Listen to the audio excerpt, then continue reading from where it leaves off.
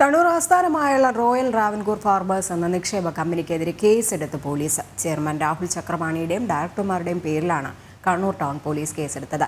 കമ്പനിയിലെ നിക്ഷേപ തട്ടിപ്പുമായി ബന്ധപ്പെട്ട വാർത്ത ജനം ടിവിയാണ് നൽകിയിരുന്നു. നിക്ഷേപ തട്ടിപ്പ് പരാതിയെ തുടർന്ന് രാഹുൽ ചക്രപാണിയെ പോലീസ് കസ്റ്റഡിയിലെടുത്തു. നിതിൻ, മോഹനൻ എന്നിവരുടെ പരാതിയിലാണ് കേസ്. നിതിൻ 3 ലക്ഷം രൂപയും മോഹനൻ 10 ലക്ഷം രൂപയും കമ്പനിയിൽ നിക്ഷേപിച്ചിരുന്നു. എന്നാൽ പിന്നീട് ആ പണം തിരികെ കിട്ടിയില്ല. കഴിഞ്ഞ ദിവസം ജില്ലയിലെ ശാഖകളിലെ ജീവനക്കാർ അടക്കം നിക്ഷേപകർ പണം ചോദിക്കുന്നുണ്ടെന്ന് ചൂണ്ടിക്കാട്ടി ഓഫീസിലെത്തിയിരുന്നു. എത്രയും പെട്ടെന്ന് ആ പണം നൽകണമെന്നാവശ്യപ്പെട്ട് ജീവനക്കാർ പ്രതിഷേധിക്കുകയും ചെയ്തു.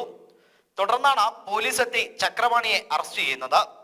സംസ്ഥാനത്തിന്റെ വിവിധ ഭാഗങ്ങളിലായി കമ്പനിക്ക് 83 ശാഖകളാണുള്ളത്.